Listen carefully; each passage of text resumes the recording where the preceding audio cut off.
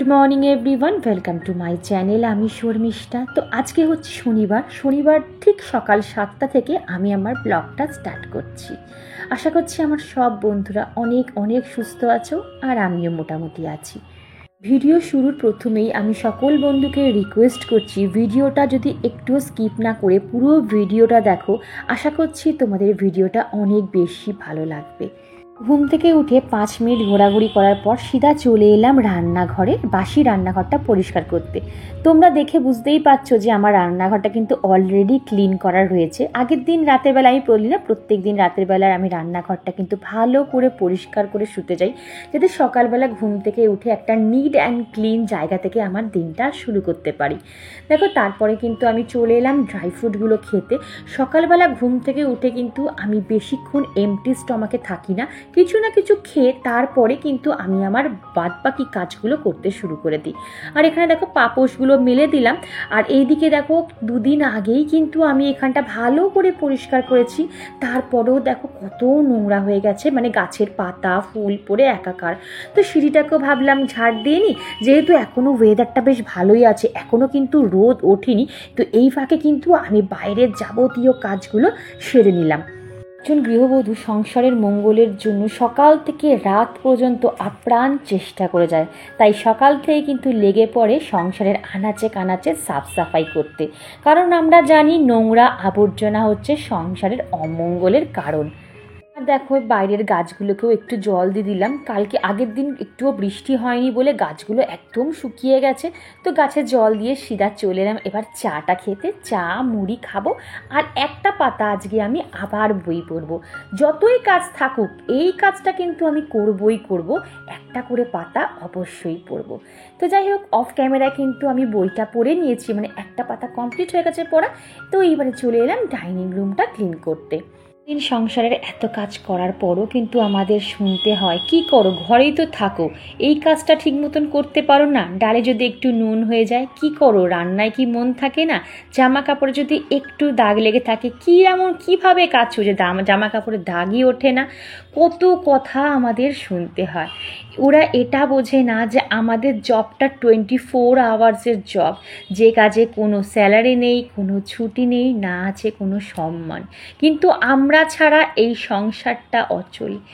এটা এরা বোঝে না। একদিন যদি আমরা বিছানায় পড়ে থাকি, তাহলে কেউ অফিস স্কুল কলেজ ঠিক টাইমেও কিন্তু পৌঁছাতে পারবে না, কারণ তখন তাদের নিজেদের কাজ করতে গেলে বুঝতে পারবে যে সময়ের মধ্যে কাজ করাটা কত বেশি টাফ ব্যাপার। আর তোমাদের সাথে কথা বলতে বলতে আমার ডাইনিং রুমটা ক্লিন হয়ে গেল। এবার চলে এলাম মেয়ের স্টাডি রুমটা ক্লিন করতে। আর এখন দেখো মোটামুটি যখন তখন যেহেতু বৃষ্টি চলে আসছে, ওই জন্য না মেয়ের স্কুল ব্যাগের মধ্যে রেনকোটটা আগে থেকেই পুরে রাখলাম। বাবা, আবার যদি ভুলে যাই তাহলে মেয়েটা আবার বৃষ্টিতে ভিজে ভিজে স্কুলে আসবে, ওই জন্য রেনকোটটা আগে থেকেই কিন্তু আমি দিয়ে দিলাম। আর দেখো, এখানে কথা বলতে বলতে কিন্তু আমার জানলাগুলোও পরিষ্কার করা হয়ে গেল। আর যে জানলার সামনে গাছটা রয়েছে না, তোমাদের দেখাচ্ছিলাম, ওই গাছটার না কেমন যেন পাতাগুলো মরে যাচ্ছে গো, মনটা খুব খারাপ, মনে হয় গাছটা বাঁচবে না। ঠিক আছে, কোনো প্রবলেম নেই, সামনে তো রথ আছে, রথের মেলাতে গিয়ে আর একখানা গাছ নিয়ে এসে এই টবের মধ্যে পুঁতে দেবো। আর এখানে দেখো মেয়ের স্টাডি টেবিলটাও কিন্তু খুব সুন্দরভাবে পরিষ্কার করে দিলাম। আসলে কি জানো তো বন্ধুরা, আমি ভীষণ শৌখিন, ঘর সাজাতে ভীষণ পছন্দ করি, তাই ঘরের যত শোপিস তোমরা আনাচে কানাচে দেখবে সব কিন্তু আমি আমার নিজের হাত খরচা বাঁচিয়ে কিনেছি। আসলে কি বলতো, আমি পার্থিব জিনিস, মানে ধরো সোনা গয়না ভালো ভালো জামা কাপড়ে না আমি সুখ খুঁজে পাই না, আমি এই সুখ খুঁজে পাই ছোট্ট ছোট্ট জিনিসের ওপর। কি জানো তো বন্ধুরা, যখন আমার ধরো মনটা একটু খারাপ হয়ে যায় কোনো কারণে, তখন কি করি বলো তো, এখানকার জিনিস সেখান ওখানকার জিনিস সেখান, এইভাবে অদল বদল করি, এতেও না মনটা খানিকটা খুব ভালো হয়ে যায়, বিশ্বাস করো। আর দেখো এখানটায় যে সকালবেলা আগে এইখানটা জানলার সামনেটা মুছে নিয়েছিলাম, তো ভিজে ছিল বলে না পাততে পারিনি, তো এখন আবার শোপিসগুলো জিনিস জায়গায় রেখে দিলাম। আর আজকে না পর্দাটা চেঞ্জ করব। অনেক দিন হয়ে গেল একই পর্দা না ঘরের মধ্যে থাকলে ভালোও লাগে না দেখতে। তো মাকে বললাম, মা আজকে একটু পর্দাটা চেঞ্জ করে দেবো। কিন্তু কী যে বড় আজকে ভুল করেছি পর্দা চেঞ্জ করতে গিয়ে, তোমরা তাহলে একটু পরেই সেটা বুঝবে। মানে সকাল থেকে ভালোই রোদ ঝলমলে কিন্তু আকাশ, তারপরে যে কি হলো তোমাদের সাথে অবশ্যই পরে শেয়ার করব। আর একেবারে যখন উঠলাম পর্দাটাকে ঠিক করতে টাঙাতে, ভাবলাম একেবারে ফ্যান উপরে যাবতীয় যা যা জিনিস আছে আমার শোপিস টোপিস সব পরিষ্কার করে দিয়ে যাব। আর এই ফ্যানগুলো পরিষ্কার করতে গিয়ে বন্ধুরা আমার খুব কষ্ট হয়, বিশ্বাস করো। আমাকে ডাইনিং টেবিলে উঠে এই যে আমার ওয়ালে যত শোপিস আছে ফ্যান পরিষ্কার সব কিন্তু করতে হয়। এখানে আমার হাজব্যান্ডকেও বলতে পারবো না যে তুমি উঠে করো, আর আমার মাকেও বলতে পারবো না উঠে করো। এর পুরো দায়িত্বই কিন্তু আমাকে নিতে হয়। ঠিক আছে, নো প্রবলেম, যখন করেছি তখন তো এটা আমার উপর দায়িত্ব বর্তায় যে এটা আমাকে পরিষ্কার রাখার, নাহলে লোকে কি বলবে, দেখো জিনিস করেছি আর জিনিসের ওপর ধুলো জমে আছে। আর কথা বলতে বলতে দেখো বেডরুমটাও কিন্তু আমার অফ ক্যামেরায় পরিষ্কার করা হয়ে গেল। কী বলো তো, কাজ করতে করতে না ক্যামেরা নিয়ে ঘোরাটা যে কতটা টাফ, তোমরা যদি একদিন করো বন্ধুরা বুঝবে যে সংসারের কাজ করতে করতে ব্লগিং করা অনেকটা চাপ। আমি বিশ্বাস করো এক এক সময় ভাবি যে আমি কতদিন কন্টিনিউ করতে পারবো আমি জানি না, কিন্তু শুধুমাত্র তোমাদের এই ভালো ভালো কমেন্টের লোভে আমাকে প্রত্যেকটা দিন ভিডিও করতে হয়। জানো বন্ধুরা, যখন কোনো কারণে মনটা খুব খারাপ হয় বা ভারক্রান্ত লাগে, তখন এই বড় জানালাটার দিকে না বেশ কিছুক্ষণ দাঁড়িয়ে থাকি, মুক্ত আকাশ দেখি, সবুজ গাছপালা দেখি, লোকজন দেখি। আর আমি ভাবি এই মুক্ত আকাশটাই বা কটা মানুষ প্রাণ ভরে দেখতে পায় বলো। আমি তো বিনা যে কষ্টে এটা দেখতে পাচ্ছি। মনকে ভালো রাখতে গেলে না দূরের জিনিস না দেখে বা যেটা দেখতে পাচ্ছ না সেটা দেখার চেষ্টা না করে সামনে যেটা দেখতে পাচ্ছ সেটা দু চোখ ভরে দেখবে, দেখবে অনেক বেশি শান্তি পাবে। কলকাতায় থেকে যদি তুমি কাশ্মীরের সুখ চাও তাহলে কিন্তু তুমি কষ্ট ছাড়া আর কিছুই পাবে না। আর বন্ধুরা কথা বলতে বলতে চলে এলাম রান্নাঘরে। আজকে খুব ফাস্ট আমাকে রান্না কমপ্লিট করতে হবে, বলতে পারো টার্গেট নিয়ে আমাকে রান্না 12টার মধ্যে কমপ্লিট করতে হবে। দরকার হলে 3টে ওভেনই আমাকে অন করে দিতে হবে, কারণ আজকে হাজব্যান্ড শ্বশুরমশাইকে নিয়ে যাবে ডাক্তারখানায়। ডক্টরের অ্যাপয়েন্টমেন্ট করাই আছে, 1টা থেকে 1:30টার মধ্যে যেতেই হবে। দেখো একটু তাড়াতাড়ি তো বেরোতে হয় জানো, আর যেহেতু বাইরে বৃষ্টি পড়ছে, বৃষ্টির ওয়েদারে তাড়াহুড়ো করে তো লাভ নেই। আর দেখো এখানে কাজ করতে করতে এত পরিমাণে গলা শুকিয়ে গেছে যে একটু জলও খেয়ে নিলাম। আর আমি না হাতের সামনে সব সময় যেখানে যা কাজ করি আমি বোতল নিয়ে থাকি, কারণ বলতো যখনই মনে হয় জল পেশাব আছে সঙ্গে সঙ্গে আমি খেয়ে নিতে পারি। আমরা গৃহিণীরা কী করি বলতো, খুব নেগলেক্ট করি, মানে জল খাবো এই খাচ্ছি এই করে করে আমরা অনেক সময় এরকমও হয় টয়লেট পটি জল পেশাব আছে সব চেপে রাখি, পরে করব। আর এটাই কিন্তু আমাদের সবচেয়ে বড়, আমরা নিজের শরীরের সাথে শরীর ক্ষতি করে ফেলি।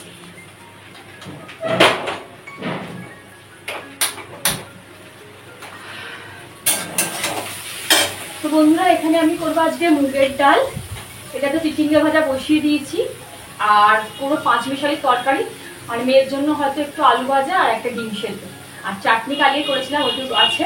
আজকে এইটা দিয়েই হবে, কারণ কালকে একটু রিচ খেয়েছিলাম, ওই জন্য আজকে একটু হালকা পাতলা খাবো, ঠিক আছে। আর প্রচণ্ড পরিমাণে গরম লাগছে, বাপরে বাপ, সকাল থেকে যে গরম ছাড়ছে। যেদিনটা বৃষ্টি হবে তার পরের দিন অবস্থা খারাপ, কিন্তু হলুদটা আমি কোথায় রাখলাম সেটাই আমি খুঁজে পাচ্ছি না। আর এখানে দেখো ঝটপট করে আনাজ কাটছি, আর ওদিকে কিন্তু আমি ডালটাও বসিয়ে দিয়েছি আর চিচিঙ্গাটাও হচ্ছে, মানে খুন্তিও নাড়াচ্ছি আর সবজিও কাটছি। আর এক এক সময় দেখবে যখন তাড়াহুড়ো থাকে তখন বেশি দেরি হয়, হাতের সামনে না কিছু পাই না, এটা পাচ্ছি না, হাতের সামনে হয়তো রয়েছে চোখের সামনেও রয়েছে আর দেখতে পাই না। আর এখানে কথা বলতে বলতে আমার চিচিঙ্গাটাও হয়ে গেছে, এক কাঁটা চিচিঙ্গা কাটলাম আর দেখো করার সময় এইটুকুনি হয়ে গেছে। কিছু কিছু সবজি যখন এত কাটি আর যখন ভাজার পর দেখি এইটুকু হয়ে গেছে। তো যাই হোক বন্ধুরা, আমি এই কড়াইয়ের মধ্যে কিন্তু 5 মিশালি তরকারিটা বসিয়ে দিচ্ছি, আর এর মধ্যে রয়েছে মূলো, রয়েছে বরবটি, আলু, কুমড়ো আর কাঁকরোল, এই দিয়ে আজকে আমি তরকারিটা করব। আর এখানে ফোড়নে আমি 5 ফোড়ন দিয়েছিলাম, শুকনো লঙ্কা দিয়েছিলাম আর পেঁয়াজ কুচি দিয়েছিলাম। পেঁয়াজটা একটু লাল লাল করে ভাজার পর আমি কিন্তু এখানে মানে সবজিগুলো ঢেলে দেবো। তো দেখো আমার ভাজা হয়ে গেছে পেঁয়াজটা, এবার সবজিগুলোও দিয়ে দিলাম। মোটামুটি ওখানে আমার সবজিটা হোক, ততক্ষণে আমি ডাইনিং টেবিলটা অ্যারেঞ্জ করে নিই, কারণ এই হয়তো কিছুক্ষণ পরে হাজব্যান্ড খেতে চলে আসবে, এসেতেই ঘর দৌড়গুলো যদি ঠিকঠাক না থাকে হয়তো মাথাটা গরম হয়ে যেতে পারে। তো যাই হোক বাবা, আমি একটু ঘর দৌড়গুলো টিপটপ করে রাখি, যেহেতু ঘর দৌড় সব পরিষ্কার পরিচ্ছন্ন হয়ে গেছে। এইবারে তোমরা তো জানোই যে আমি ঘর দৌড় পরিষ্কার করার আগে সব জিনিস, ফ্লোরে থাকা জিনিসগুলো সব উপরে তুলে রাখি, আবার পরিষ্কার হয়ে গেলে জিনিস জায়গায় রেখে দিই। তো দেখো ল্যাম্পশেড থেকে শুরু করে ফুলের ফ্লাওয়ার ভাস সব জিনিস জায়গায় রেখে দিলাম। এইবারে দেখো আজকে আবার ব্লান্ডার হয়ে গেল, সর্ষে পোস্তটা নামাতেই আমি ভুলে গেছি। তো কিছু করার নেই, ওই একটু গরম জল করে তার উপর বাটিটাকে একটু বসিয়ে দেবো, তাছাড়া আর উপায় নেই, কেন আমার এদিকে তরকারিটাও তো হয়ে গেছে। দেখো পায়ের তরকারিটা কিন্তু হয়ে এসেছে, আর ওখানে দেখো ওই যে গরম প্রেশার কুকার, ওর উপরে আমি সর্ষে পোস্ত বাটাটা রেখে দিয়েছি, মোটামুটি গলেই গেছিলো গো। আর এখানে নামানোর আগে একটু কাঁচা লঙ্কা আর একটু ধনে পাতা কুচিয়ে দিয়েছি। 5 মিশালের তরকারিতে কিন্তু একটু ধনে পাতা দিলে টেস্টটা কিন্তু খুব ভালো হয়। যাই হোক আমার এখানে হয়ে গেছে, আর আমি এটা কিন্তু নামিয়েও নিলাম।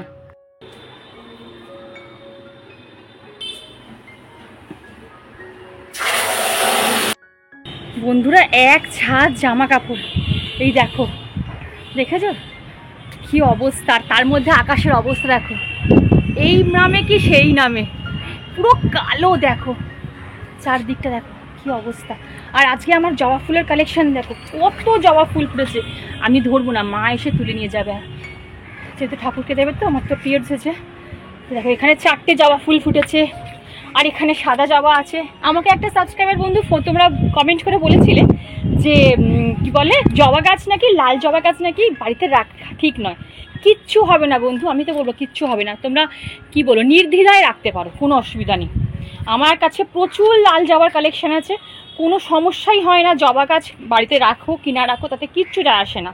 ফুল গাছ কারোর কোনোদিনও ক্ষতি করতে পারে না, এটা আমি মানি। এই দেখো ফুলটা দেখো, দেখেছো এখানে পুরো জবায় ভর্তি হয়ে গেছে, আর প্রচুর জবা ফুটেছে। তো চলো আমি দেখি এবারে জামা কাপড়গুলো তুলবো কি তুলবো না ভাবছি, জানো তো। আবার নাহলে কোথায় মেলবো বলো, এত জামা কাপড় কোথায় মেলবো। আর সবচেয়ে বড় কথা, সকালবেলা দেখলাম ভালো ওয়েদার, ওই জন্য কাঁচা হয়ে গেল, এইবারে দেখছি এই অবস্থা। তো চলো নিচে যাওয়া যাক। আমি ওলটা করে এসেছি, ভাতে দিয়ে এসেছি না, প্রেশার কুকারে দিয়ে এসেছি ওলটা, আর তোমার এটার তরকারিটা হয়ে গেছে। চলো মা আছে, মা নিশ্চয়ই দেখবে, অসুবিধা কিছু নেই, মাকে বলে এসেছি ওলটা সিটি মারলে নামিয়ে রাখবে। আর আমি একটু ছাদ থেকে ঘুরে আসি, যদি বৃষ্টি হয় তাহলে তো ছাদে উঠতে পারবো না, ছাদ থেকে একটু ঘুরে আসি। চলো, কত বেদানা, এই বেদানাটা বেশ বড় হচ্ছে দেখো, দেখেছো, ও বিড়াল এসে খেয়ে যাবে।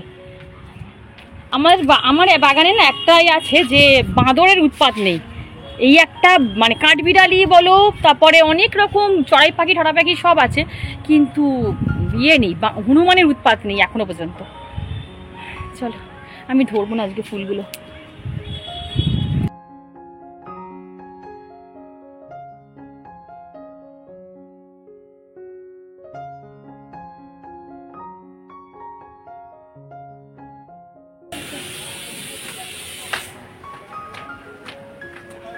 আর বৃষ্টি হবে না এখন, বৃষ্টি পড়ছে দেখো, হ্যাঁ দেখেছি, পুরো ভিজে গেলে ব্যাস, লটর পটর না করে, লটর পটর করবে না। ওরা কি করলো, বলতে না বলতেই ঝমঝমিয়ে বৃষ্টি। বন্ধুরা ভাগ্যিস আমি সেই সময় ছাদে ছিলাম, না হলে যেটুকু জল ঝরেছিল সেইটুকু আবার ভিজে যেত। আর এত বড় বড় পর্দাগুলো আমি কোথায় দেবো বলো, বাধ্য হয়ে আমাকে এই রেলিংটার মধ্যেই দিয়ে দিতে হলো, একটার ঘাড়ে একটা। তবে কি বলতো, খুব তাড়াতাড়ি শুকিয়ে গেছে, অসুবিধা কিছু হয়নি।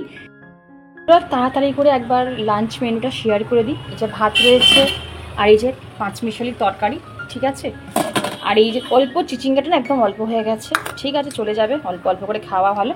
আর এই যে মুগের ডাল একদম শুধু পাতলা করে, মানে কিছু দিইনি, ঠিক আছে। আর এই যে হচ্ছে কাসুন্দি দিয়েছি, আর ওল দিয়ে শুকনো লঙ্কা দিয়ে তেল দিয়ে মাখবো। আর এখানে হচ্ছে মেয়ের আলু ভাজা। এই হচ্ছে আজকে আমাদের লাঞ্চ মেনু। ও আবার হাজব্যান্ডের ফোন এসেছে, তারা চটপট করে চলো সাবস্ক্রাইবার বন্ধুদের নাম করি, মানে আজকে যারা যারা কমেন্ট করেছো তাদের নাম বলি। ফরিদা মোল্লা, সোমা চক্রবর্তী, রশনি, তুমি এত অসুস্থ থেকেও আমার ভিডিও তুমি দেখছো, তোমাকে ধন্যবাদ বলে ছোট করবো না বোন। ঠাকুরের কাছে সব সময় প্রার্থনা করি তুমি খুব তাড়াতাড়ি সুস্থ হয়ে যাও। আর আমি আমার সব সাবস্ক্রাইবার বোন দিদি বন্ধুদের বলছি ওর জন্য, মানে রশনির জন্য তোমরা একটু প্রে করো যেন ও খুব তাড়াতাড়ি সুস্থ হয়ে সংসারে ফিরতে পারে। মৌসুমি ডায়েরি, মল্লিকা চ্যাটার্জি, কৃষ্ণা কুণ্ডু, রানী মণ্ডল, রীনা মণ্ডল, তনুশ্রী চ্যাটার্জি, মল্লিকা, নমিতা, পারমিতা দি, তোমার নামটা কিন্তু আমি আজকে ভিডিওতে নিলাম। পারমিতা দি খুব সুন্দর তুমি কমেন্ট করেছো। Aparna, Jenia, Afrin, Rakhi, Soma's blog, Shampa Niyogi, Aditi Saha, Sharmishtha, Bitika, Banashree, Rinki Sen, Jhumur Saha, smile with Arpita, তো মোটামুটি মণিদীপা দি, মিতা দি তুমি নদিয়া থেকে কমেন্ট করেছো, খুব ভালো লাগলো গো। তো মোটামুটি আমি সবার নাম বলতে পেরেছি ডিয়ার। যদি কারোর নাম ভুল মানে না বলতে পারি অবশ্যই নেক্সট ব্লগে বলে দেবো। আর এখানে দেখো হাজব্যান্ড তাড়াতাড়ি করে কিন্তু বেরিয়ে যাচ্ছে, ওকে রেনকোটটাও হাতের সামনে দিয়ে দিলাম। যাক বাবা, যাবতীয় সংসারের সব দায়িত্ব কিন্তু আমার কমপ্লিট হয়ে গেছে। হাজব্যান্ডকেও ঠিক টাইমে আমি খেতে দিতে পেরেছি, চাপ মুক্ত। তো যাই হোক, সবার ওপর দায়িত্ব কমপ্লিট করা হলো। এইবারে সময় আসছে মি টাইম, মানে নিজের ওপর দায়িত্ব কমপ্লিট করার। তো আজকে আমি মুখে মাখবো প্যাক, তাই জন্য ভালো করে গায়ে হাতে মুখে আমি স্ক্রাব করে নিচ্ছি। সব সময় প্যাক মাখার আগে অবশ্যই কিন্তু স্ক্রাবিং মাস্ট। স্ক্রাব করা মানে তোমার বডির থেকে ডেড সেল রিমুভ হওয়া। যত তাড়াতাড়ি তুমি ডেড সেল রিমুভ করতে পারবে তত নতুন সেল তোমার স্কিনে হবে, ঠিক আছে। আর এখানে দেখো মুখটা ভালো করে ধুয়ে মুছে এইবারে কিন্তু আমি প্যাকটা মাখবো। তো বন্ধুরা, এতক্ষণ ধৈর্য সহকারে যারা আমার পুরো ভিডিওটা দেখলে তাদের অসংখ্য ধন্যবাদ। আর যারা নতুন আমার বন্ধু, যারা নতুন ভিডিওটা দেখছো তাদের কাছে রিকোয়েস্ট করছি যাবার আগে অবশ্যই সাবস্ক্রাইব বাটনটা প্রেস করে যাবে আর আমার একটু পাশে থাকবে। আর পাশে থাকা বেল বাটনটা কিন্তু অবশ্যই অল করে দেবে।